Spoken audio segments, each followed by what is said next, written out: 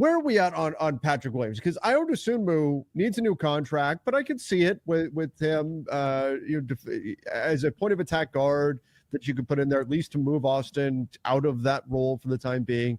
What about Patrick Williams? Where are we at on him? And is he worth, because he's got a long-term deal, as I recall, it's like $18 million per season for the next like 4 or 5 seasons. I'll pull it up right now. But is he worth that contract? Is he a positive value right now? He's got 4 more years.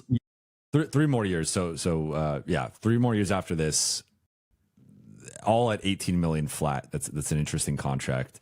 He has been playing better this season. I don't know if he's, one thing that I remain steadfast with is that if the Lakers are trading for, I mean, it depends how you want to view it, but ideally, like if you're trading for Patrick Williams, that's kind of like your big move, I guess, right? Like medium move, unless you end up flipping Rui in like a separate deal. Like I assume they tried to base this around the 2 expirings of Gabe and Maxey.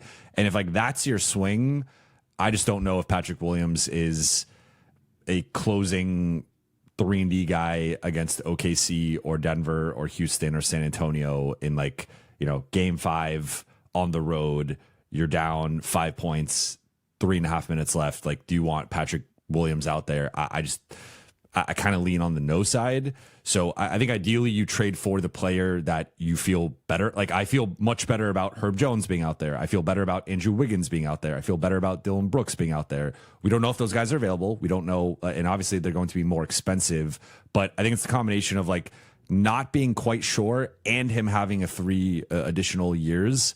That's where I like a number that's like not too high, but I don't feel great about it. Like I think if he was a free agent this past summer, he would have gotten a smaller contract. Now he has been, I think, playing more consistently on both sides of the ball and has been shooting the ball pretty well, but I don't feel great about it, if I'm being honest. Yeah, to me, Patrick Williams is a lot closer to DeAndre Hunter than he is to Herb Jones. That makes sense. Yeah. And now, what about this, which is same idea, except it's Isaac Okoro instead of Patrick Williams.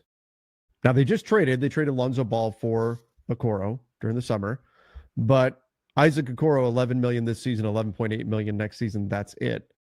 That takes away a lot of that long-term salary objection there. I'm not trading a first for Ayo or Isaac. Like to me, the first is only going to a legitimate bona fide, this guy can be our starting small forward for the next 5 years. Well, and then you are adding long-term money with Terance Mann there. Terance Mann. I missed the second part of that. Yeah, Terance Mann and Haywood for them, and or I guess I think he's posing this as two different trade paths. I see. Right, either Gabe Kleba in the first, or I guess in the second one it's Gabe Kleba and a second for Mann and Haywood. I like Terance Mann more in the context of a Vando trade because I think he's a more playable player in a playoff context, and then you're still you're taking on a little bit additional long-term money, but you are almost like this is almost pre-agency if you're trading for Terance Mann here, where now you're adding $16 million on the books next season that you did not have, and that's before factoring in you're going to have obviously like Austin's cap hold is lower, but you're eventually going to be adding Austin back on a higher deal, potentially DeAndre Ayton, Rui, if they end up keeping him. We don't know what's going to happen with LeBron yet, if he's going to play or what that contract would look like. So there's a lot of factors up in the air here that I like Terance Mann. I don't know if I want to commit to that for $16 million next year and also have Vando on the books. If you could get off the Vando contract and it's like a little bit more than that, that's a different story. But yeah, I would probably pass on the second one. The first one, I really like Ayo. I just don't know if he's probably too small, in my opinion, to be the third guy next to Luka and Austin. I like the direction Jovan's going in terms of looking at as these like big chunk salaries. So like, Luka's going to be on a max, Austin's going to be on a max, Ayton on his next deal is going to be making probably at least double, if not triple what he's making right now. So like, if you look at that as like your foundational kind of background, you can really only afford to pay one more massive salary, like one more large, like, $20-30 million salary before you start having a lot of trouble filling out the rest of the roster. And that's why, like, if you're going to bring back any big salaries in this deadline, it's got to be for that starting 3.